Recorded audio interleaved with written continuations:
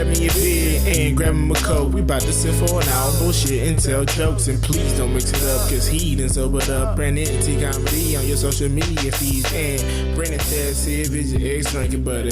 Brandon Taz if it's your ex drinking buddy. Brandon Taz if it's your ex drinking buddy. Brandon Taz if it's your ex drinking buddy. What's going on, everybody? Welcome into another edition of Brennan Tassif is your ex-drinking buddy. I'm your host, Brennan Tassif. If you're new to the show, I'll give you a quick rundown of the show. I used to be everyone's favorite drinking buddy. It was my favorite thing to do, to hang out with friends, talk shit, talk shop, do drugs, get drunk, and reminisce about old stories. I'm sober now, but that is still one of my favorite things to do. Most weeks I will be joined by a guest. This week is no exception. Joined all the way from New York City, hilarious comedian Glorelys. You did a great job. Glorelys. You were so close. I was so close. No one gets Mora. it. Even Dominicans don't get my name. I so was you're fine. Full disclosure. You super practice? Anxious about the whole way here. I'm like, Glorelys. No, you're. Oh, I don't really care. I'm not that person. No, pronounce it for everybody. Glorelys. Yeah, you're not gonna get it. No, but you did such a great job. You tried. At least you tried. Everybody be like Gloria. I'm like. No, I definitely wasn't gonna do that.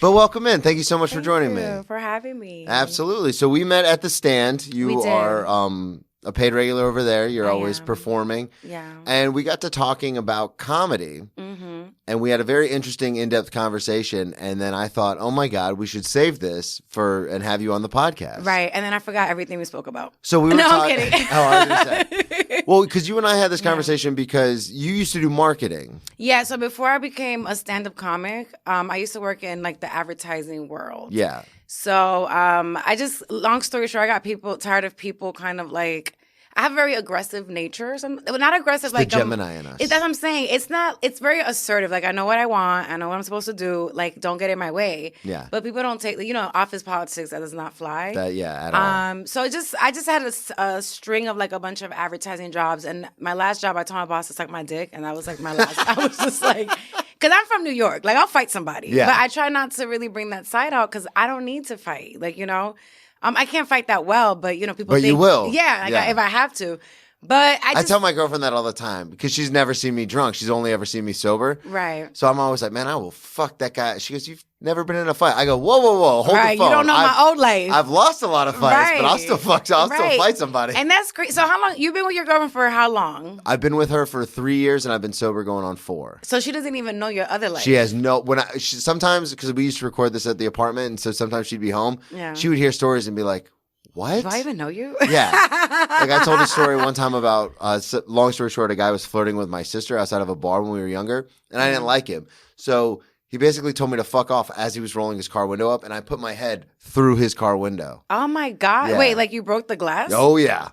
Oh, damn, you really needed to stop drinking. Yeah, so then I got jumped by him and a bunch of his friends, but as he was rolling up the window, he's like, well, fuck you, Frosted Flake. And the window went up. Frosted Flake? Yeah. That's a good one. So I was like, wait a second, I can't hear you because you rolled the window up, and I went, boom, and shattered the glass everywhere. Wow, Brandon. But I told that story, and my girlfriend, same reaction. My girlfriend was like, you used to do, and I was like, yeah, oh yeah. Yeah, she's probably like, that's some white people shit. And she's probably, is she white? No, yeah, oh yes. Yeah, she's like, well, that's very white. Yeah, that's too white even for her.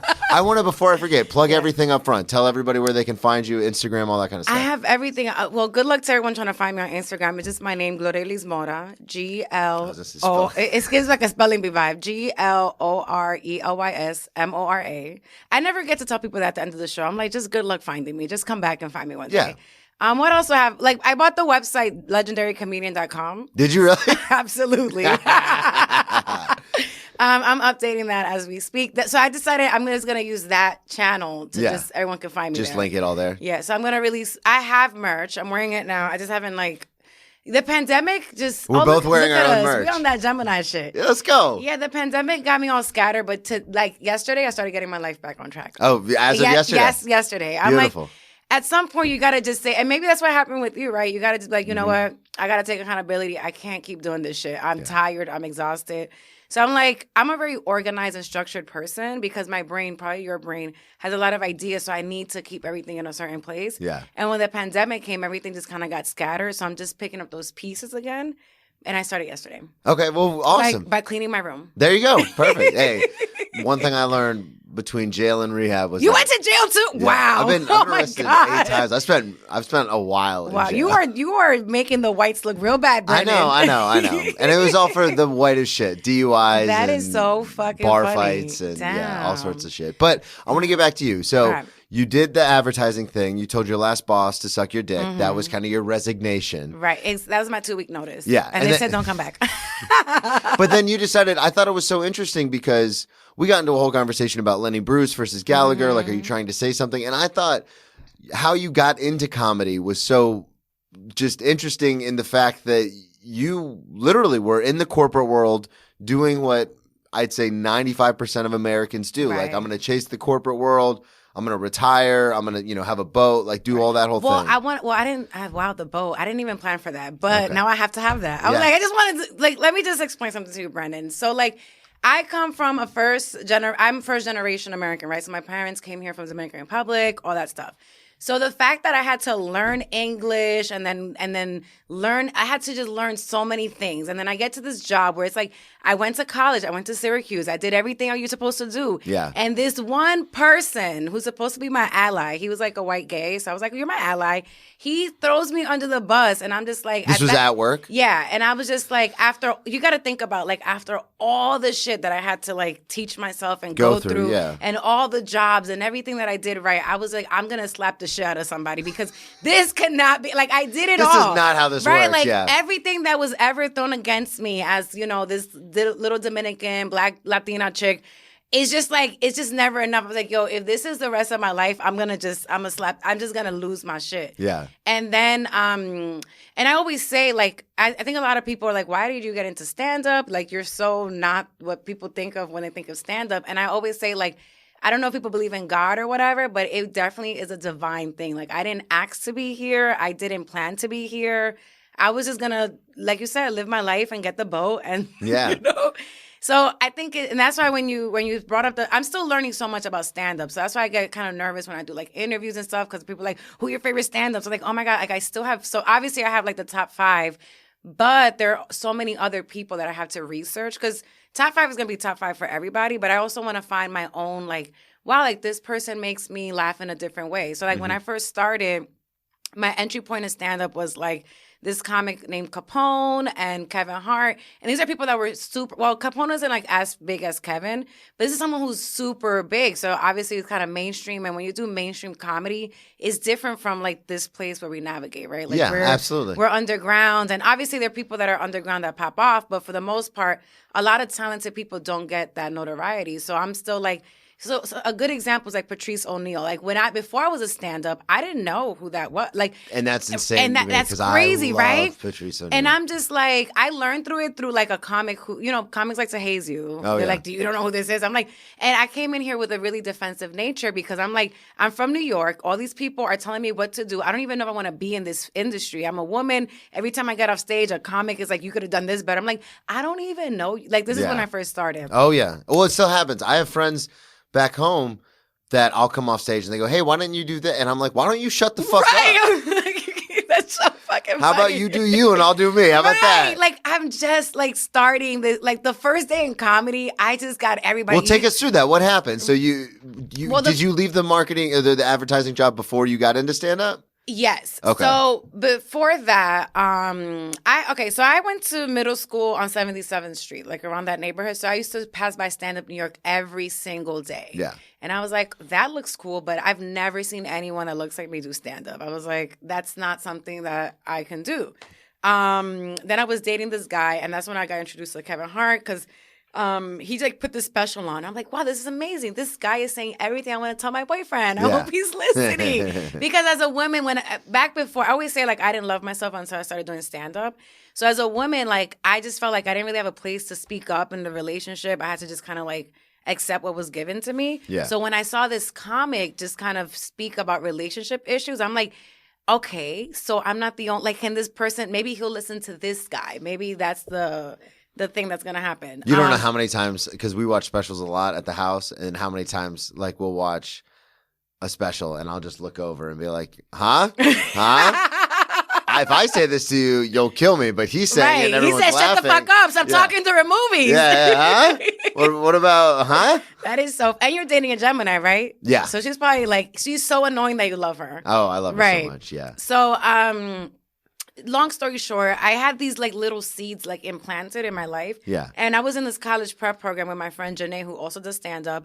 And in middle school, we were like the class clowns. Yeah. But this is like class clowns in like a college program. So that's not like a traditional like, oh, you're not going to go anywhere. It's like, no, we're going somewhere. We're just, I don't know. We just like to have a little attention. Right. Like I was the class clown in AP bio. Like that's. I was in IB and I was the class clown. Right. I was like, what the fuck? Right. You're like a fucking smart. Some of us are going to MIT. Like, what is this guy doing? Right. That's so fucking funny. But so they were like, you should do stand up. So we tried it that one time. And where's this one time? It was at the college prep program. They had like a talent show. Okay. We must have been like 13. How did you do? It's terrible. Yeah. I was like, oh, this shit, maybe I'm not funny. But everyone always talks about like, their first bomb when they went to like an open mic. But that was really my first bomb. And but I never count towards it because I wasn't trying to be, I didn't plan to be a stand-up at that time.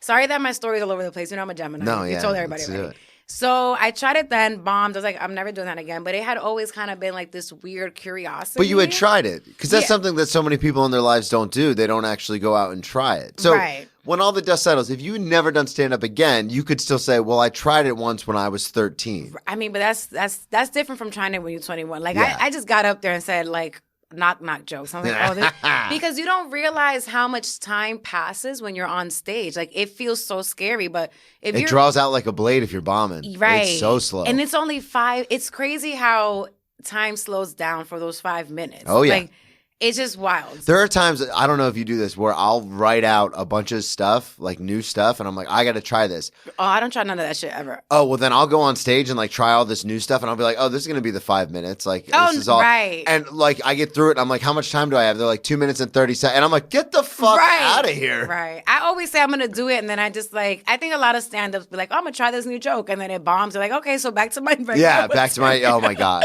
Back to my whole material. Yeah. Right, back to what I know is going to work. That I'm tired of fucking talking about. But so yeah, it had been like in the back of my mind for years, right? And I think that's what happens with a lot of people when they find their passion. It might not be stand-up, it could be anything else, but you're just like, at some point you realize this structure of life doesn't make sense and that you don't have a lot of time in life, right? Yeah. So I had went through like a really bad existential crisis when I was like 27, 28. I have a Pisces moon, so I'm into like, I'm into astrology. Yeah, I know. You love it. Same birth chart as Kanye West. I don't know if he's as deep and thorough as I am, but he's like, whatever.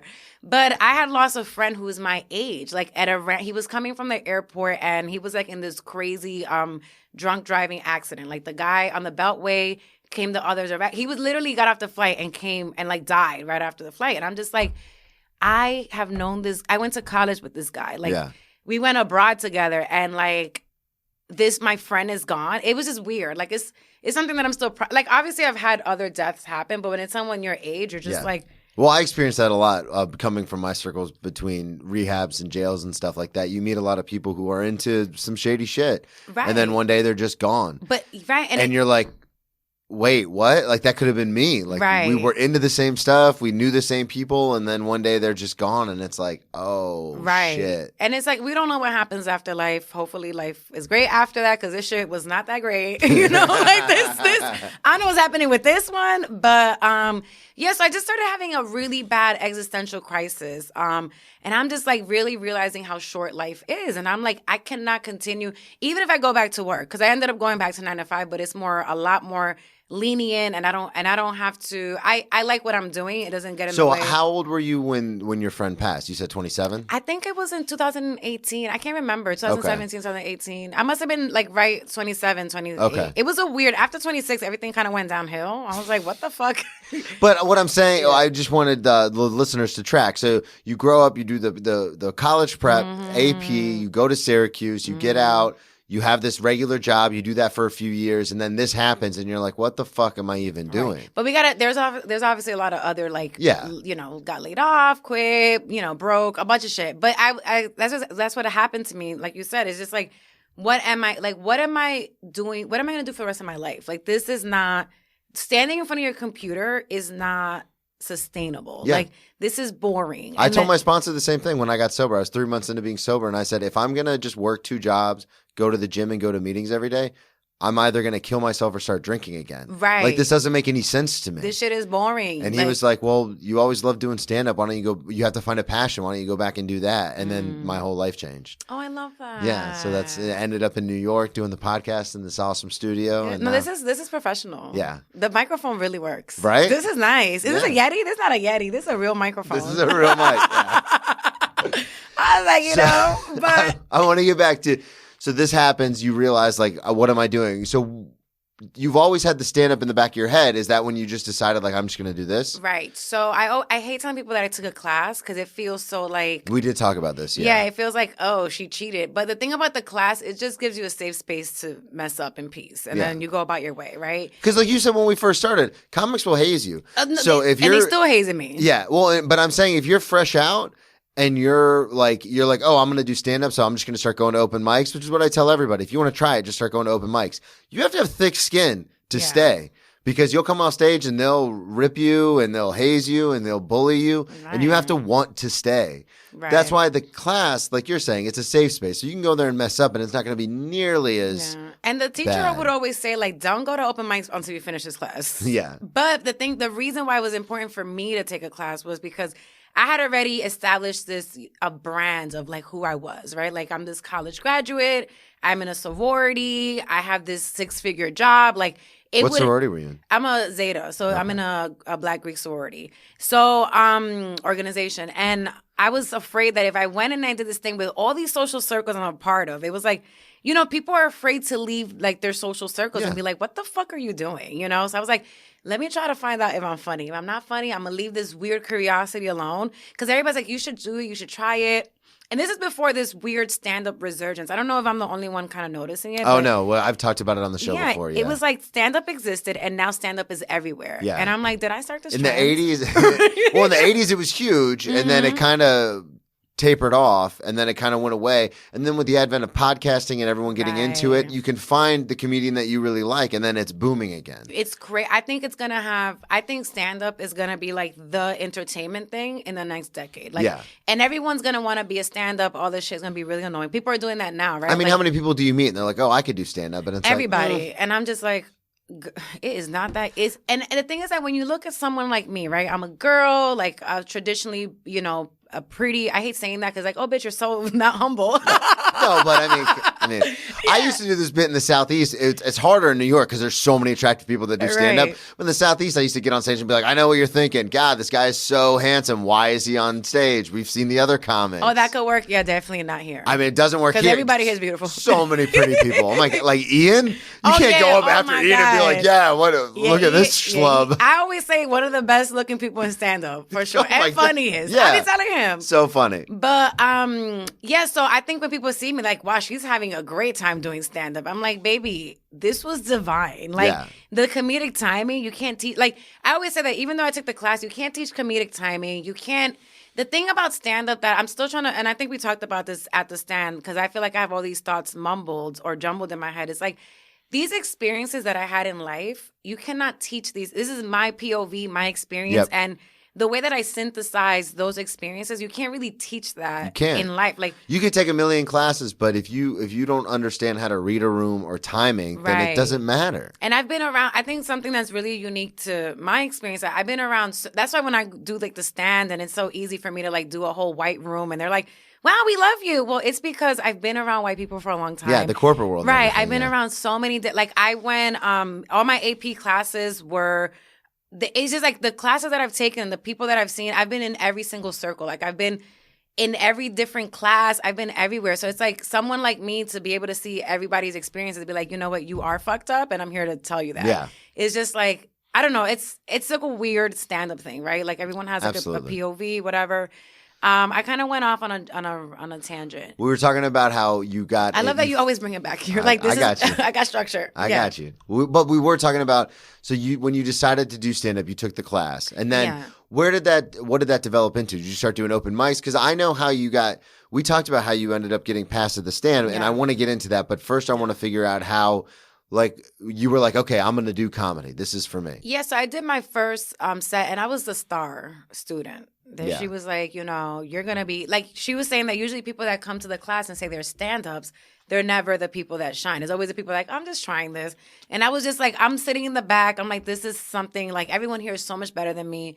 So they give you a tape at Caroline. So I put the tape on YouTube and people were like, oh my God, I need to book you for my show. So you remember I have already like a relationship with a bunch of media people. Yeah. Because I used to work I've had I used to work in the music industry. I used to work with people in TV. Like, I just know a lot of people. So Yeah. I pack out a house. People are like, how do you know? I just know a lot of people. I've had a lot of Well, and jobs. that's what we were talking about Yeah. is you said that you had your birthday party at the stand and just packed the whole thing out. I packed it, was both like, floors. Yeah. But it's also like the production level, the stuff that I'm doing. I had to audition. It was like everything in that moment was, and then the pandemic I feel like also helped because it's like, it was this weird like time loop where things just kind of got shifted around. Yeah. So like I met a lot of new comics during the pandemic, people I might have never met. So it was like, I just had like a wonderful divine opportunity. Like I feel like if it wasn't for the pandemic, I probably would have never had the opportunity to audition, right? That's true, yeah. But so yeah, I had put the tape on YouTube and people were like inviting me to do their show. I'm like, look, girl, I just did this as a class. Like, I'm not a professional stand-up. I don't want to ruin your show. Like, because people were putting their shows together. I'm like, I'm not gonna go out there and ruin your production. Yeah. Well, and plus it's on you too. Like if you go out there and look like an asshole, then it's like, oh. But for me, Brenda, the difference between me and some other people, I'm a perfectionist. Like I would never go embarrass myself. So I was like, if I'm gonna say yes to something, I'm gonna make sure I did my work. You're gonna make sure it's ready. So I went out. I did the show, and from there, like people just kept booking me for other shows, and that's kind of like the win. Like I think every circuit has like a little win that happens. Mm-hmm. So I just started doing shows, and I never got off stage. And then, so I ended up going back to corporate after I told my boss to suck my dick. But I was just so out of it that I'm like, I ended up just getting laid off, and I thought it was, again, divine intervention because I was on unemployment. This is before it was, like, the cool thing to do. Yeah. Right? I'm a trendsetter, okay? So I'm on unemployment. I'm like, you know what? The first time I got laid off, like, years ago, I got this, like, there's this program from the government called SEAP. They give it to people that are, like, entrepreneurs. Like, hey, you can be an entrepreneur. You don't have to report looking for work. I'm like, I'm not going to start a business, like, whatever. Yeah. But the second time, I'm like, you know what? I have this weird opportunity where I've worked all my life. I already know what I can go back to. You've already done it. Yeah, I've done it, and I could do it again. I could fake it, or I could take this 6 months where I'm getting $600, whatever I was getting a week, and try to make something out of this. So I went ham. I took everything that I knew. I started producing shows. I went to like Hawaii with my friends. I probably shouldn't have done that on unemployment, but we were performing, and I just put my all into it. I was like, if I put my all, who knows what? At least I tried it. Well, yeah, and then at the end of the day, you could say I gave it everything I had, and if it doesn't work, it doesn't work. But at least you tried. Right, and that just turned into this. We started this show called Strawberry Milk. It was a really big production, and everybody in the scene was just like, we've never seen a show like this, because I'm taking my marketing background and this new thing that I'm finding.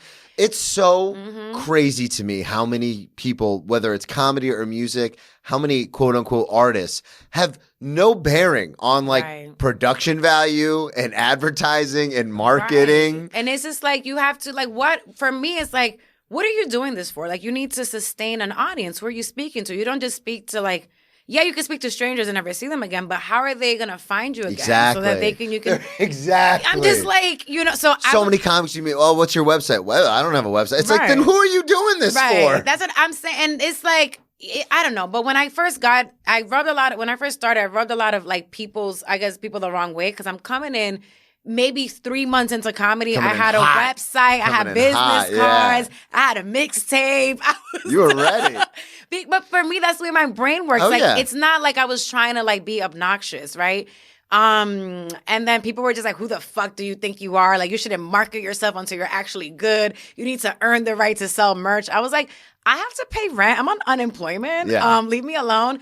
But whatever. It rubbed people the wrong way, but then people started copying. They're like, wait, during the pandemic, everything stopped. And they were like, damn, maybe Glory was onto something. Like, I could still sustain my business without being on stage. Yeah. Because I cultivated a following. And like, every time people be like, how do you get so many people in here? I'm like, it's called marketing, you know? So many times I've done shows where I get booked and people just book me, throwing me a bone or whatever. And then the next thing you know, they're like, oh, you sold all the tickets. Right. Or most of the tickets are yours. They're like, how did you do that? And I go, yeah, sometimes it doesn't work. Sometimes it's a weird week and everyone's got shit going on.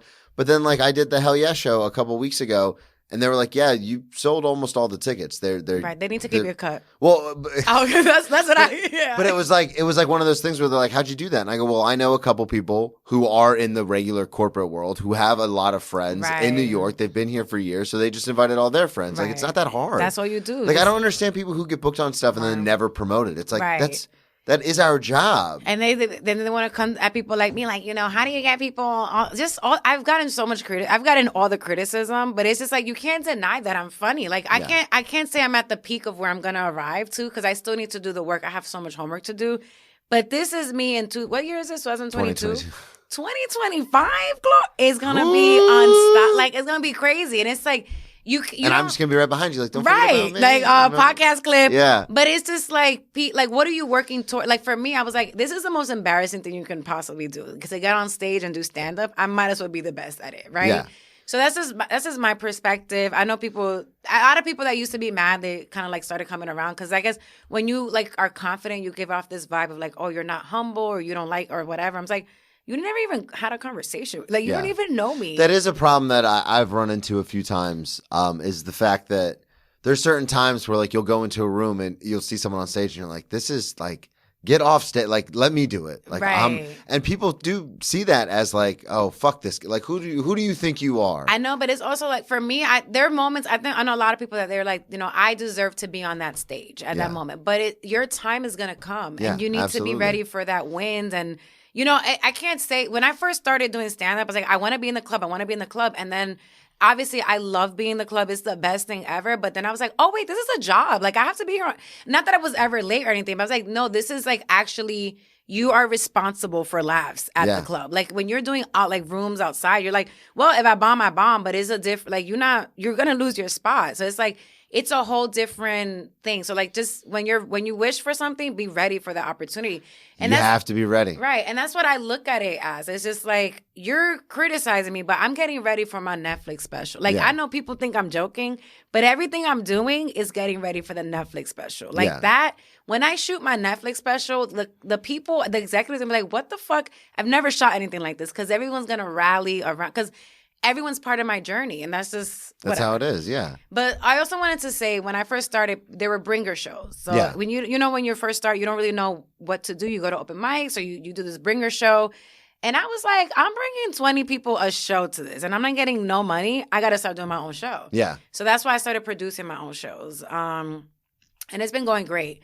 And then now I and that's a big thing too, is that's something that I found in New York is real popular, is that comics, so say you're a comic, but you're not passed at any of the major clubs. You go to one of the major clubs and you say, hey, can I just produce a show here? Right. Then? And then they'll be like, yeah, okay, like it's a slow night. Like we need to sell tickets. That's fine, whatever.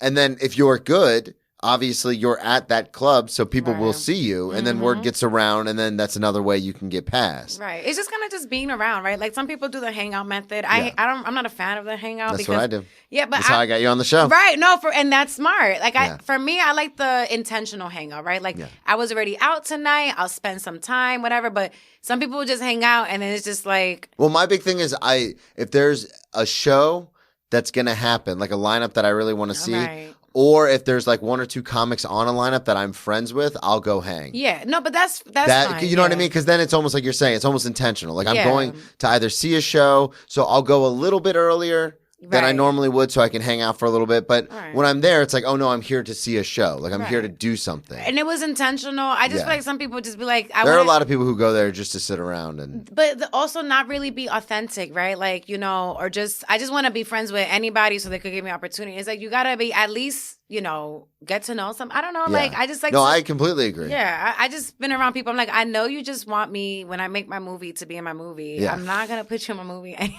Well, and that's the other thing too, is there's certain, because I'm definitely like a hangout person. Yeah. Like I love to hang out and like shoot the shit because I just love to talk comedy. That's true. Yeah. So, but there are people that I just, and I obviously we won't say names, but there are people that I just won't associate with. Yeah, and they're passed and they're paid regulars at certain places and stuff, but I'm just like. I don't like your vibe. I don't like your energy. I don't like anything about this. Yeah, I like to always say, we run into so many different personalities. I always leave with respect. If you're going to put yourself out there, I have to respect that. but I don't have to spend time with you. Yeah. And that's why some people be like, I don't like being in a hangout situation where people are gossiping or because then I'm incriminated. And I was part of this conversation. I wasn't even here. You know who you were there. Right. And I'm just like, I don't want to have any beef with anybody because I feel like it slows down the grind. Yeah. I'm like, I'm really tunnel vision. Like, and I'm the same way as like, instead of hanging out with you, because I can see where this is going. My brother, a very smart person, used to always say, the problem with being so smart is you always know how everything's going to end. So it's one of those things where it's like, if I'm around someone and I don't like their energy, it's like, I'm all the respect in the world, but we're not even going to hang out. Like, I'm not even going to sit at this table because this is just going to turn ugly. And there's no reason for that. You're going to bang your head in somebody's wall again. Yeah. You know? But that's the thing. I always say, when you hang out with people you don't like, you end up spending money you don't want to spend. That's true. At the time. Now you're buying an extra drink you didn't want to buy. Yeah. Shit. You're buying some more food. You're hanging out. And then I do enjoy when I didn't mean to hang out and I meet, like, you know, when I met you that day, I was like, that was wow, weird. like you have a great conversation. Or like I'll meet other people and like, wow, like I didn't know you. Right. But that happens organically. Like some people will be like, you never hang out. Well, I don't want to open up my spirit to people who are I don't know you, I don't trust you yet. Yeah. It takes me some time. There are people I've been around comedy with for like years and I haven't really like ever sat down with them because I'm like, I don't know what your intentions are. Yeah, and that's true too. Yeah. That's another thing you have to worry about because that's one thing that part of me feels guilty about. Like, because it's weird now that I'm in New York, because you started in New York, but it's weird to move to New York and be like, I'm going to pursue comedy. But then there are genuine times where I hang out and sit with people and I have a good, like we were talking about, you know, what do you want to say with your stand-up is something we got on a conversation about. And I was like, oh, this is a genuinely good conversation. Right. And then you taught me that thing about the two philosophers. Yeah, well, the two philosophies in comedy. There's the idea of Lenny Bruce, which is Sam, you know, which is that whole idea of you want to make people laugh, but you also want to say something. You want to challenge the status quo. And then there's Gallagher, which is you smash watermelons and you make people laugh and you're silly. And those are like the two extremes. And then most of the comics that I interview, everyone always talks about wanting to fall somewhere in between. Yeah, I'm in the middle. Yeah. And now, see, like, I'm definitely more of the storyteller, dark, like. I've been in so much. The laughs are secondary almost for me, which is bad for, you know. Yeah, that's bad for comedy. Yeah. Oh my God. But the good thing is, in that situation, when you find your audience, you really find your audience. Yeah. And they're loyal and they'll stick by you no matter what. And if you're silly, there's nothing wrong with that because you're doing your job and you're making people laugh. But the problem with that is it's not as people won't remember you as much as if you're the other way. Well, I don't know. I have to do some more research. I don't know if I could back up that claim. But the most important thing is that you're having fun or at least helping somebody find something within themselves. Yeah. That was like, whether that's, you know, I just got entertained and distracted for an hour or I learned something, then for me, it's like you should be having fun and it should be from the purest. Like, that's why I'm into the dark comedy yet because I mean, now because it comes from a very pure place. It's just like, I was talking to this comic. I think Drew Dunn. I think his last name is Dunn. Okay, yeah. And we were talking about just how, like, it's crazy to be on stage and, like, bring up something like death and then bring it back. And people be like, oh, yeah, that was funny. But also, shit, we are going to die. Yeah. But I think that shit is hilarious. Yeah, I think that there's nothing funnier to me than because you just said it. It's dark comedy doesn't appeal to everybody because it comes from the realest place it possibly can, which is why I love it so much. So I've been on shows before and it's like you read the room and you're like, all right, I can't do any of that stuff. Yeah. So but I've got jokes, and this is something we were talking about with one of your bits about how about how you should be traveling.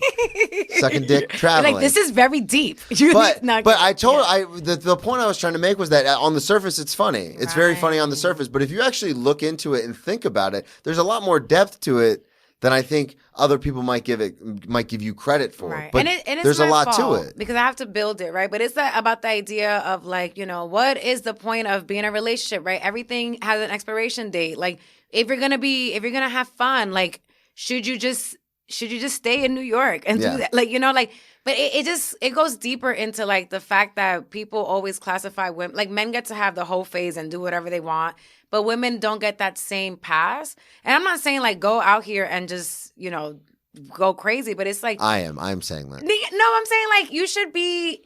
I just feel like a lot of the times when I was dating in my 20s, I was like, oh, this person's my person. This person's my person. Instead of being taught, like, no, you're allowed to, like, have an experience with someone and it doesn't have to turn into a soulmate.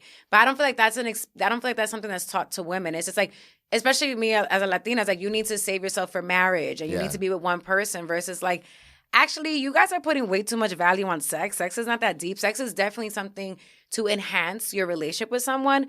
But it doesn't have to be this like, oh, you're ostracized from society because you had it with someone that you didn't marry. Yeah, and it also doesn't have to be this thing where it's like, people change. So there are times where you meet someone and you think, oh, this is my person. And in the moment, you could honestly both think that.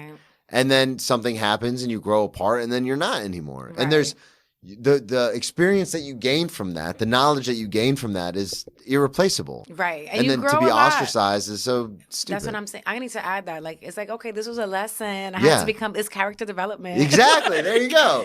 We're building the character. Right. I can't stay the same bitch forever. That's funny as shit. I'm going to put that in my set. There you go. But yeah, I just feel like a lot of the stuff that at first, and I need to like finish developing that joke, right? It's not even done. And that's the great thing about comedy. Like, if I could put it down and come back to it and be like, oh my God, like there was a joke I had about finding out my boyfriend was ugly. And that right. I like that joke. And that came from a relationship where I had a pregnancy scare and I was like, wait, like, I don't know if this man's gonna be a good father. Like, we don't even have ugly. No, but it was deeper than that. It wasn't like because he was physically ugly, but it was like he is not, we don't have a good foundation together. Like, we're not gonna be great. You could tell that, yeah. Right. So then luckily it was just a scare, but then I put that joke down, the pandemic happened, and then it became, I found that my boyfriend was ugly when you spend a lot of time with someone, and then I was able to weave that in and now talk about men balding, and it went through a different place, but it's a great joke, though. Right. It comes from time, and I think comedy is all about time, like where you are as a person, comedic timing, you synthesizing all your experiences at that moment. Like, I'm pretty sure my material is going to evolve into something else in 3 years. Well, and that's the thing, too, is like I can't remember who it was. I think it was Espy. I had a guest on, and we were talking about like when we first started comedy, because I started in 2009. Yeah. So there are books I'll go, like notebooks, joke books I'll go back and look at, and I'm like, this is bad. Right. It's all like shock value, like, like just throwing out like rape and pedophile and all this kind. And I'm like, I wouldn't even, you couldn't pay me to say this stuff now. Right. It's so bad. So you always evolve. Right. And you also learn new things, right? So then you added, like I said, this was important that you told me about these two philosophies. I'm like, okay, when I make this joke, like why am I making this joke? You know, like it's the writing behind the joke now. But yeah, that's. I forgot where we were going with. Well, we were talking about you. This is perfect. Don't worry. I'm going to keep you on track. No, don't worry. You're good at podcasting because you're like, Thank you. We do have a script. But I did ask you to bring me a couple of stories. I do. And we were talking about relationships, and come to find out, some of your stories have to do with relationships. Most of them came from freshman year in college. I was a hot mess. Were you? Absolutely. Like at Syracuse, we were drinking all the time. Yeah, I was failing out of class. Were you? Okay, so let's talk, because you were always a good student. So let's talk about that. So you finished high school, you decide you're going to go to Syracuse. You live on campus? Well, backstory. I went to Syracuse because I thought the love of my life was there. Okay. So I went because this guy was dating in high school, was at that school. So he graduates, goes to Syracuse, and you're like, that's where I'm going to go. Yeah, because I'm crazy. I'm like, no, this is my soulmate. We're going to have this rom-com. You're passionate. Right. That's the word. I love it. Then come to find out we're going to have this rom-com. I caught that. Don't act like you're going to throw that in. I'm like, he's going to hold my books on the campus. It was a stupid, I just watched so many movies. When I got there, he wasn't ready for a relationship, whatever. Wait. Yeah, so. You changed the trajectory of your entire life by going to this specific college. When you say it like that. But it's true. Yeah, I had a full ride to Boston University. And you decided to go to Syracuse because of this guy. Mm-hmm. What did you, full ride for academics? At Boston, not at Syracuse. Yeah, that's what I'm saying. At Syracuse, I had to call the office, be like, hey, Boston gave me a full ride. I need at least, they gave me like $5,000 extra, but that was it. They were like, you got to pay this. So like, I'm in student loan debt because of love. Because of love. But that's what I'm saying. So you get there. Mm-hmm. And what happens? Did you show up like, hey, I'm here? Or did he know you were coming? He knew I was going. Okay. And he was just like, this isn't going to work did he just like gaslight you the whole way? Like, yeah, come up here. And then when you got there, he was like, oh, shit. Yeah, kind of. Oh, no. But it's okay. Everything ended up working out for me. Absolutely. I honestly don't think I would have become a comedian if I went to Boston. I would have had a regular life. Syracuse was traumatizing. Was it? Not because like anything the university did. It was like, you got to think about it. Like, I'm coming from New York City. I don't really have the foundation. Like, I just feel like it's a traditionally white school, right? So I didn't really have the foundation to survive there. Like Yeah. the same thing, the way I was surviving and being an AP student in New York was not, it was just way different than because it's too much freedom. You figure out your own life. I didn't really have guidance. And I'm just like, okay. And then I fall in love and that just fucks everything up. Yeah. So what happens? You get there and then, so is it right off rip? He's like, oh no, I'm not looking for a relationship. Yeah. So you're a freshman in this big, strange new place. All these fucking mayonnaise bleeding white people around you. Right. And you're just mayonnaise. I'm dead. I love it. But I meet this other guy, this football player. Okay. Oh my God, disaster. Okay, let's talk about this. So, and then obviously after I move on, the guy's like, hey, you're the love of my life. I'm like, boy, I don't give a fuck about you. I'm on to this new mess. Okay. So you move on, and then the first guy comes back, and he's like, hey, I love you. Yeah, but I don't end up with him. I end up with the football player, yeah. But the thing about him is that he's also finding freedom. So like for me, it was Was he a freshman as well, or was he upper? Yeah, he was a freshman. So like I'm over here like madly in love with this man, but he was like obviously like he has a wealth of options. Yeah. But I didn't know that, you know. He's a D1 athlete. Right, absolutely. As a D1 athlete, I can speak to at the moment, Yeah. until we got a new coach and he got transferred. What?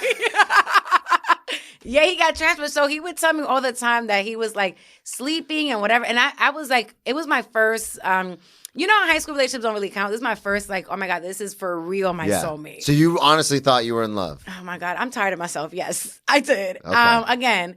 But I was so like into this relationship that anything that would happen, I was just, you know, I would take it out on drinking or whatever. Yeah. So I remember this one night in campus, we were all going out to a party.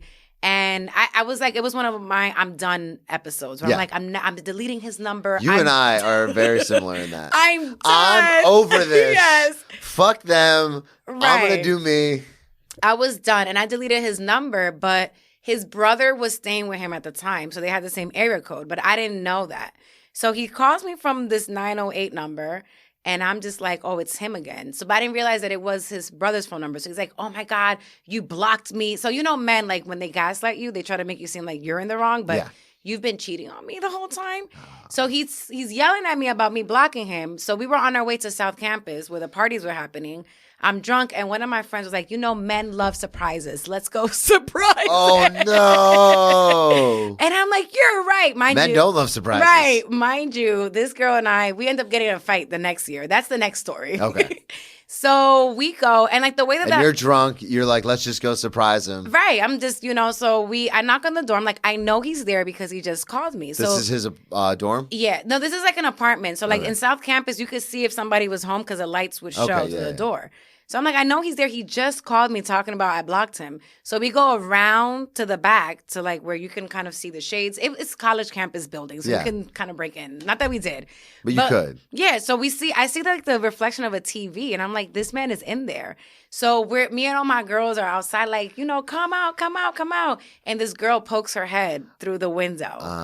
And I'm like, this motherfucker, not only are you trying to gaslight me, but you have a bitch in the house, but you have a bitch in the house. Oh my God. So he called you to yell at you for blocking him while he had another girl at the house. Yeah. And that's how crazy that shit was.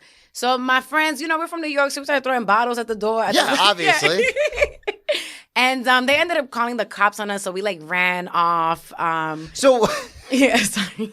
So you're just like, fuck that. This is. I don't know what you guys do in Syracuse, but I'll show you how we handle this in New York, but it's freshman year. We didn't have we didn't know what the culture was yet. Yeah, so you're just chucking bottles at the door. Yeah, because we were drunk, you know. Well, and you're rightfully angry, right? And it was my friends doing that. I was just in the back, like, it's a good idea, but it's working. I feel better. I remember that same night I had gone to like they were like a row of houses, so we went to an apartment.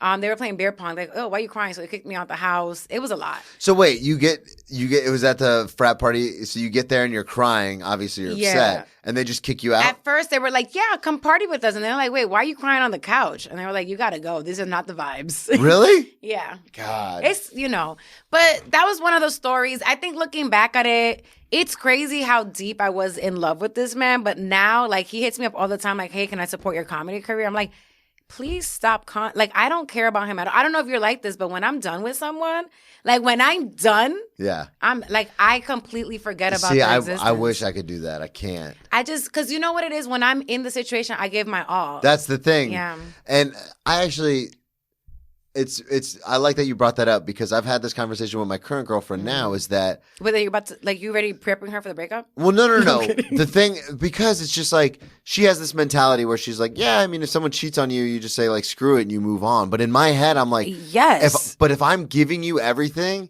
and then you cheat on me, like there needs to be more consequences than just I'll just move on. Like something needs to happen. Revenge. Something needs to like I would never wish ill will on anybody, but if I love you and I'm literally going out of my way to make sure everything is like as good as it can be in your life, and then you just willy-nilly just cheat, this isn't a get out of jail free, I'll just move on and we'll forget about it. Like no, you need a penance needs to be paid. Yeah, but Brennan, for me, my biggest thing I could give anybody is not how you can't be in my life, and that you'll feel that for the rest of your life. And honestly, the best. I have a picture hanging up in my wall. It's a quote by Frank Sinatra, the singer. It says, "The best revenge is being wildly successful." Oh, absolutely. That's why I'm here. Yeah, you know. Well, I say it all the time. I have a bit about it, but I'm so petty that I want to book a late night spot. Not only obviously for what it does for my career, but my ex-fiance watches late night. Oh, absolutely. So I want her to be watching it. I want her to be watching it with her new husband and be like, I used to be. Do we have the engaged to same that guy. life? Because I'm waiting for me to be everywhere and like so unavoidable, like annoying me everywhere. That just popping up on like ads. You're and like, stuff. yeah, I used to date her, and the people are like, wait, what the fuck? Why? How did you ruin that? Yeah, exactly. So badly. Well, we're both the same. Well, Betty. I'm telling you. So you did say the next year you got into the fight with that girl. What was that over? So I wear contacts. Yeah. Because I can't see. I'm like very blind.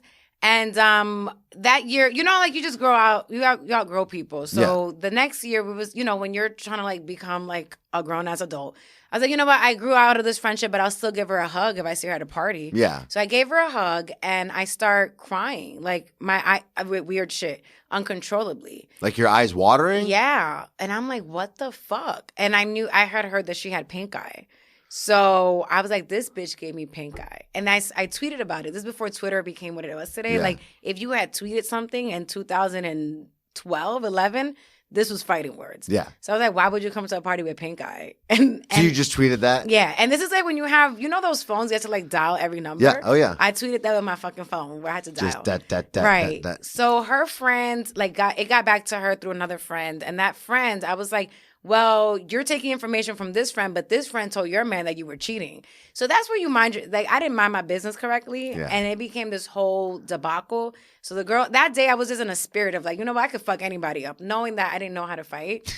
But I was like, you know what, I got on the bus with my outfit. I had like heels on and everything. And I went and, you know. This is at Syracuse? Yeah. You're like, oh, this school is. This school. Yeah. But you got to think, you make your own experiences. Yeah, absolutely. This is a great school. I recommend everybody go. Go Orange. I'm going to go get so famous. I'm like, Glory, please stop name dropping Syracuse. Just say you went to school in upstate New York. I'll say this. It was off campus. All of this happened off campus. They're not responsible for that. There you go. So I take the bus to this girl's house. I end up pulling her hair, and she has like two friends in the corner. So what happened? Don't skip over. So what happened? You're like, you get to her house, and then what happens? Well, I was just like, why are you talking mad shit about me? Like, just trying to act like I was tough, which I knew that I wasn't. But if you act well enough, people believe it. Nah, but they knew me for like a year. Okay, they were like, this bitch can't fight. So she had like two friends in the corner, and they were stomping me out with Timbs. It was crazy. Yeah, it was crazy. So you got the shit kicked out of you.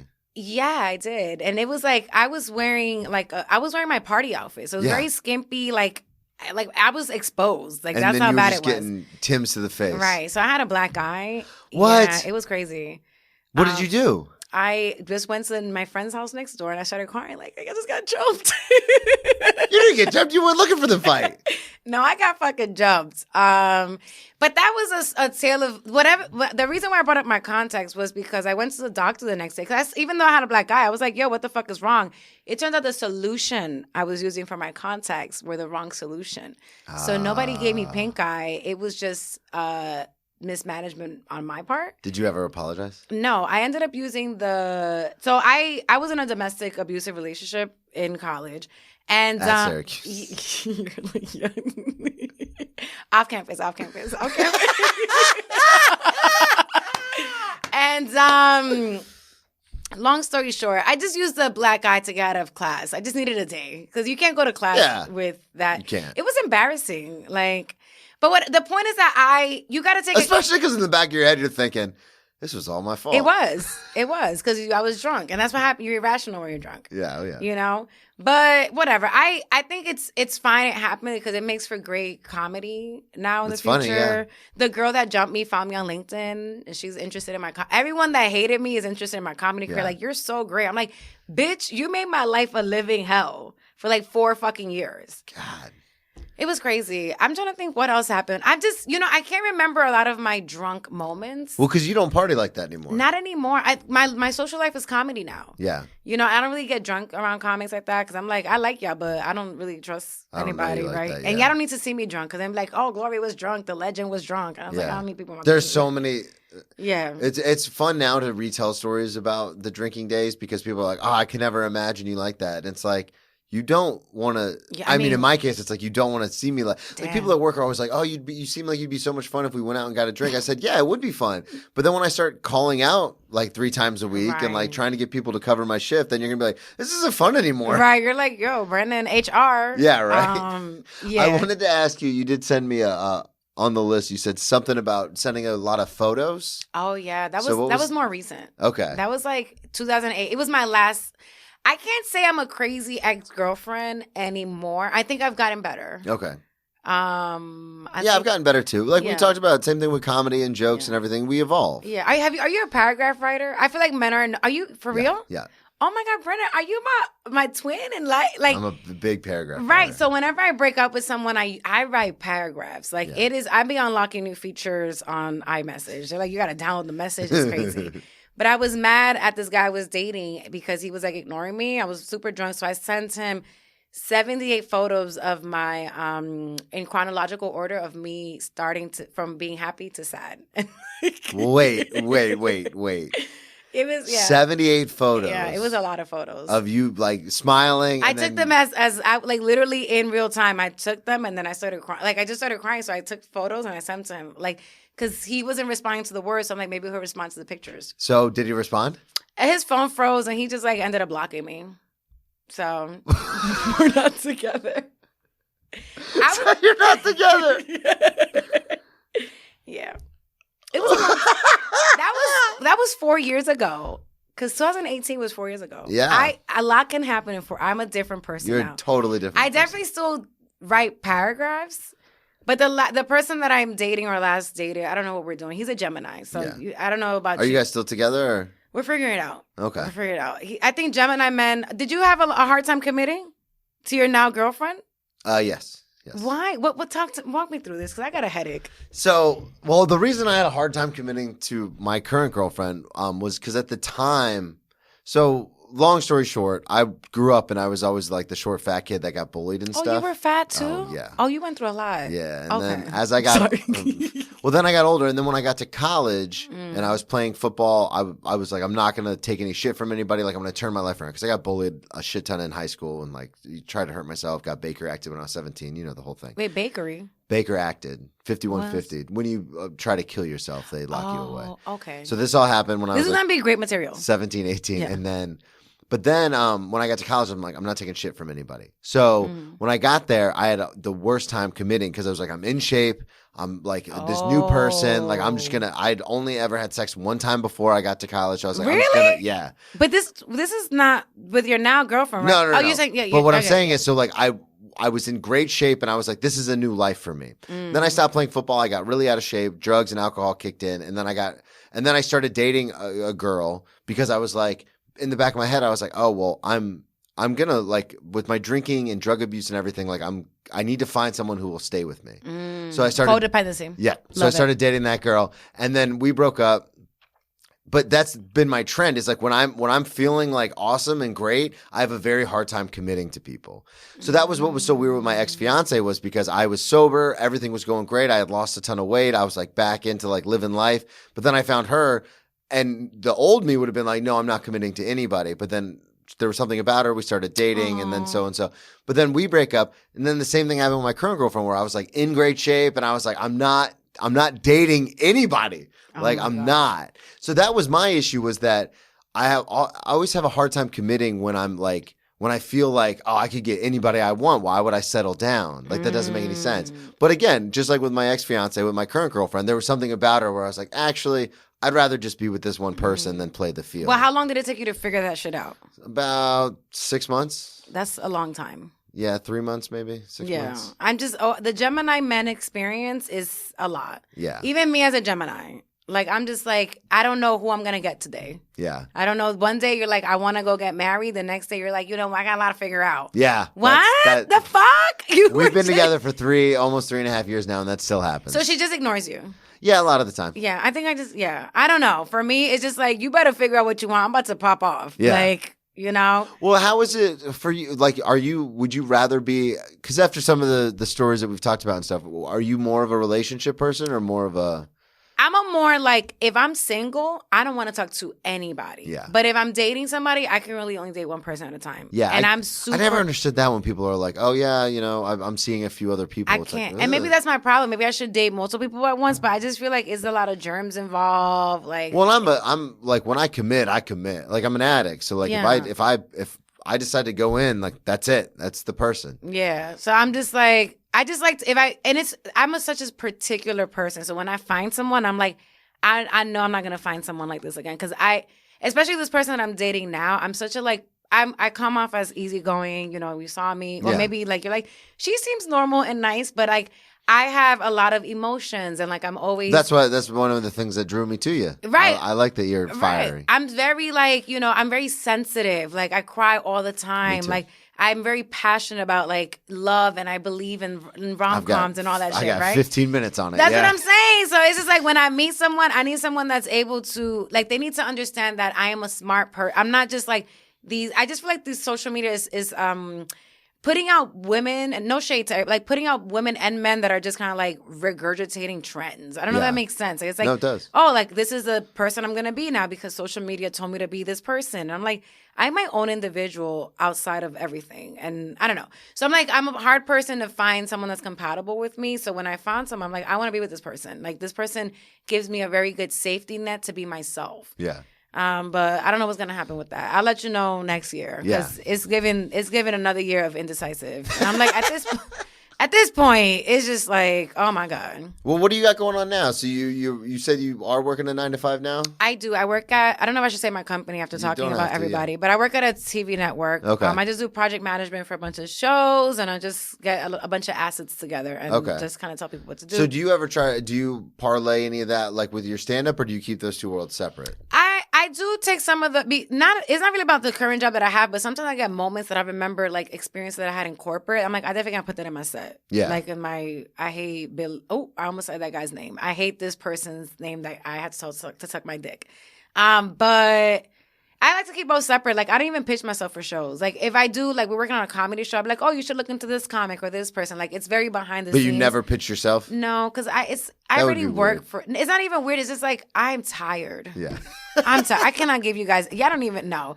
So I like to keep them separate. Right now, I'm trying to get a good 30 minutes that I'm, like, really proud of and fleshed out. Yeah. Because I think sometimes I really just kind of wing it, which has been working. I have seen you do that before. Yeah, I'm just, like, winging it. It's great. People are like, I love you. I'm like, yeah, I didn't really like... Whenever you go off on a tangent about Rihanna, that's my favorite. Right. I'm just like, I make that up. But I'm trying to really get like a good 30 minutes so that I can, I don't know, shop it around. Like maybe do JFL next year or like do one of the Comedy Central bits. I feel like people know me for putting on really good shows and they know that I'm like this person that has a great brand.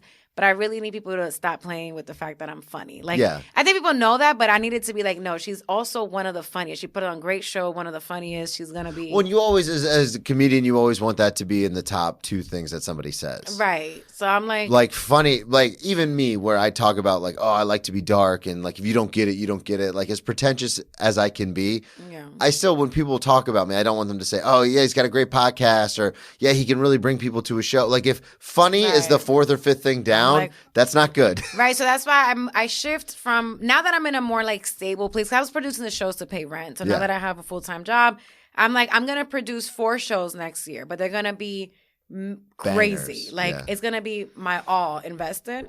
I'm trying to, like, one of my dreams this year is to try to sell the Apollo. Sounds crazy, but it's also me. So you never know. It's very doable. Right. It's only 1,500 seats. And then when you start producing shows, you realize, you know, these stadiums that we thought were huge. Like, I'm not saying I could do Madison Square Garden right now, but it's only 2,200 seats. I thought it was like that, like hundreds. It's only 2,200? 22,000. Oh, So okay. you're like, wait, Yeah, I was that like, math is wrong. But the Hulu theater is only 5. So like, I know the seating and everything. So I'm like, I'm gonna scale my career so I can like sell these things out. I'm gonna figure it out. Because I really like that Kevin Hart, even though he does stand-up, like, his whole brand is not contingent on one network, right? Yeah. He can travel the world and do whatever the fuck he wants because he has his audience base. So and that's the thing, too, is that there are some comics who go, instead of... So there's this whole idea in comedy that you need to get a manager, an agent to book you on these shows so that you can do these shows to get paid.